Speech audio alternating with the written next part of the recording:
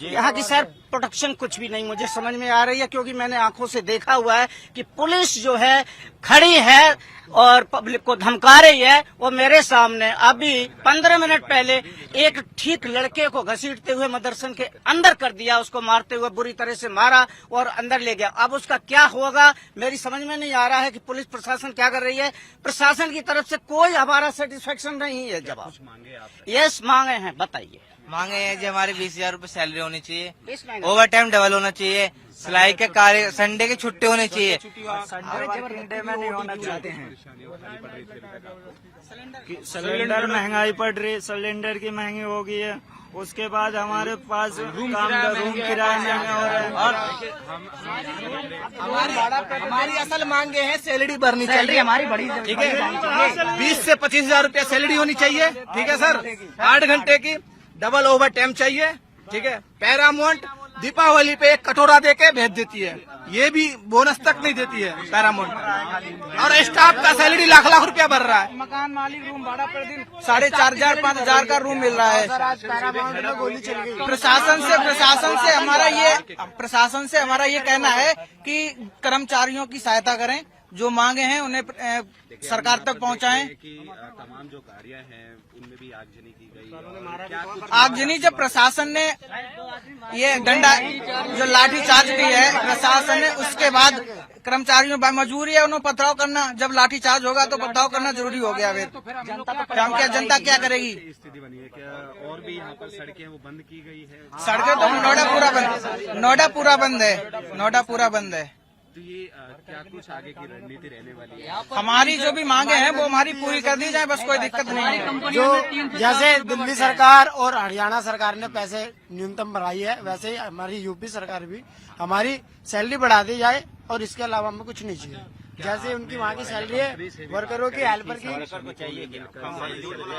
Company से हमने बात की थी, कंपनी वालों ने बोला जो सरकार का ग्रेड है वही आपको मिलेगा, इससे ज्यादा आपको मिलेगा नहीं। सरकार का 22,000 रूपए है, यहाँ तो 11,000। शुक्रवार से हम शुक्र बृहस्पतिवार से कर रहे हैं। आज 4-5 दिन हो गए, 5वां दिन है। 5 दिन हो गए। और जब कंपनी से हमने बोला है तो बोल रहे हैं कि जितना सरकार बढ़ाएगी उतना बढ़ाएंगे। उसके बाद और ओवर टाइम की बोले, प्रोडक्शन बराबर ले रहे हैं, फैली की कोई वो ना है। और ज्यादा कुछ बोल रहे हैं तो कहीं बोल रहे गेट पास ले लो, रिजाइन दे दो, चले जाओ। ये कोई मतलब है? सालों से काम कर रहे हैं, ये कोई मतलब तो निकल ना रहा है। जैसे मेरी बात सुनिए, जैसे सुप्रीम कोर्ट आदेश दे दिया गया कि हर एक एम्प्लॉय का, जितने भी वर्कर हैं, जितने भी मजदूर हैं, उनका 783 रूपये एक दिन का दिहाड़ी होनी चाहिए। हमारे 3 राज्यों में सैलरी बढ़ चुकी है, हरियाणा, गुड़गांव में और कौन सा है, मानेसर में। हर जगह सैलरी बढ़ चुकी है। यहाँ पे धरना प्रदर्शन सिर्फ सैलरी के लिए हो रहा है, न ताकि किसी चीज के लिए। यहाँ पे जितने भी वर्कर हैं, जितने भी मजदूर हैं, शांतिपूर्वक से ये लोग अपना धरना प्रदर्शन कर रहे थे। यहाँ पे जब किसी के ऊपर कोई प्रभाव, जैसे मान लीजिए लाठी चार्ज यहाँ पे हुआ, तब ये लोग अपना एक्शन उठाए। जैसी बात है, आपके ऊपर कुछ होगा तो आप लोग क्या करेंगे? अपने बचाव के लिए कुछ करोगे कि नहीं करोगे?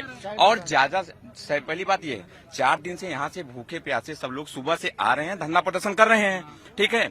इनके ऊपर कुछ नहीं हुआ। 4 दिन से ये लोग खाली कर रहे हैं कि हमें मीडिया से बात करनी है, न कि हमें कुछ करनी है, हमें मीडिया से बात करनी है।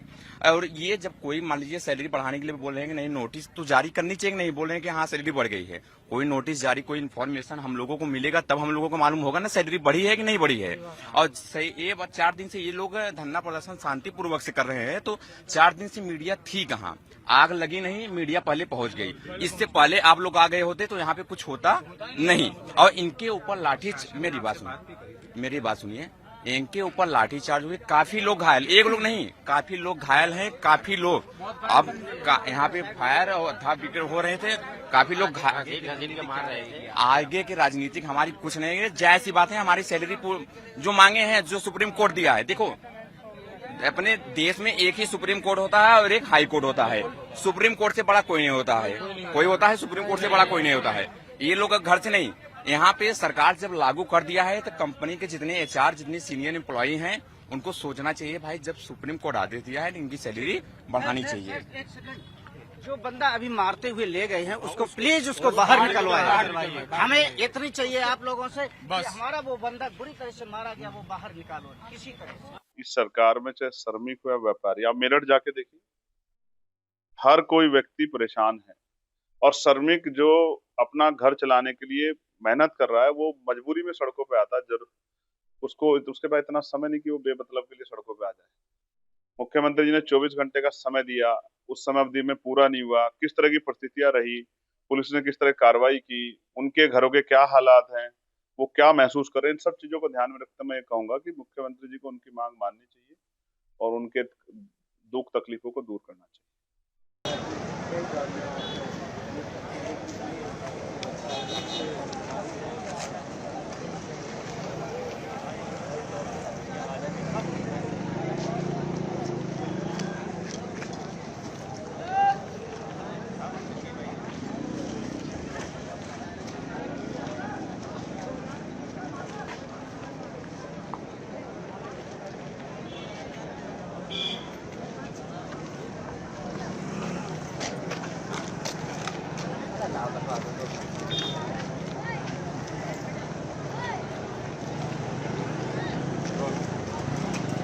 नोएडा के फेज 2 में आज मजदूरों ने सैलरी बढ़ाने को लेकर सुबह से ही जो प्रदर्शन तेज कर दिया और इस प्रदर्शन में आग के हवाले को गोली मार दिया।